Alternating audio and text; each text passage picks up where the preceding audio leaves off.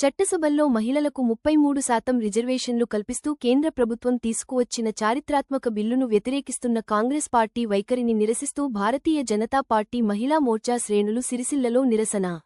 జిల్లా కేంద్రంలోని గాంధీ చౌరస్తా వద్ద బీజేపీ మహిళా మోర్చా ఆధ్వర్యంలో భారీ నిరసన ప్రదర్శన నిర్వహించి అనంతరం కాంగ్రెస్ పార్టీ దిష్టిబొమ్మను దహనం చేశారు.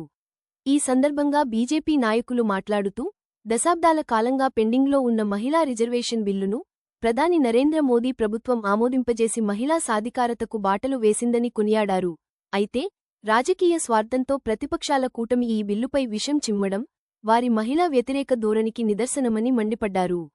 దేశాభివృద్ధిలో సగభాగంగా ఉన్న మహిళలకు చట్టసభల్లో ప్రాతినిధ్యం కల్పించాలనే సంకల్పంతో కేంద్రం అడుగులు వేస్తుంటే ఓటు బ్యాంకు రాజకీయాల కోసం ప్రతిపక్షాలు మహిళా బిల్లును వ్యతిరేకించాయి. మహిళా మనుల ఆగ్రహానికి కాంగ్రెస్ పార్టీ మూల్యం చెల్లించక తప్పదని అన్నారు.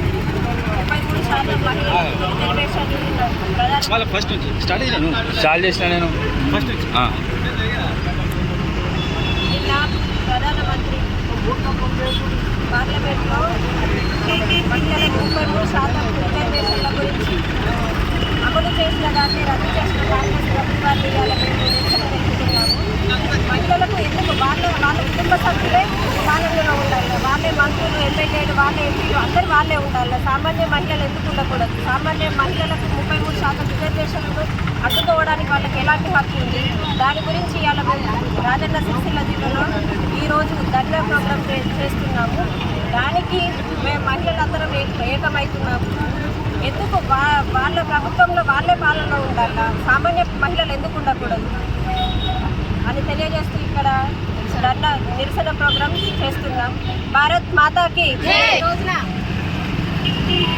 33% మహిళల రిజర్వేషన్ బిల్లును రద్దు చేయడం, ఈ కాంగ్రెస్ ప్రభుత్వానికి మహిళలను కించపరచడం అలవాటైపోయింది.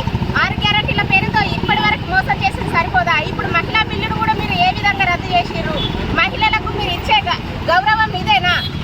ఇంకెన్ని రోజులు మమ్మల్ని మహిళలను ఇట్లా సాధారణంగా మీకు ఓట్లు వేయడానికే పనిచేస్తామా? మహిళలను మేము రాజకీయం వెళ్ళడానికి పనికిరామా అనేది మేము మా మహిళా లోకం తరఫున మిమ్మల్ని క్వశ్చన్ చేస్తాను.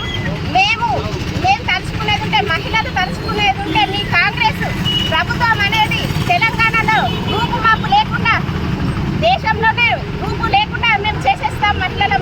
మా మహిళలకు ఎంతో గౌరవంతో నరేంద్ర మోడీ గారు ఇంత మంచి గౌరవప్రదమైన బిల్లు ప్రవేశపెడితే ఇవాళ మీరందరూ గుమ్మిగూడి మా మహిళా బిల్లును రద్దు చేయడం అది ఎంతవరకు మీకు న్యాయం?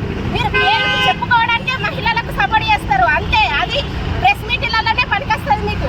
కానీ నిజానికి మీరు చేసేది ఏమీ లేదు. మహిళలకి ఎప్పుడు అన్యాయమే జరిగింది మహిళలకు మీ వలన, అంతేగాని మీరు ఏం చేసింది ఏం లేదు.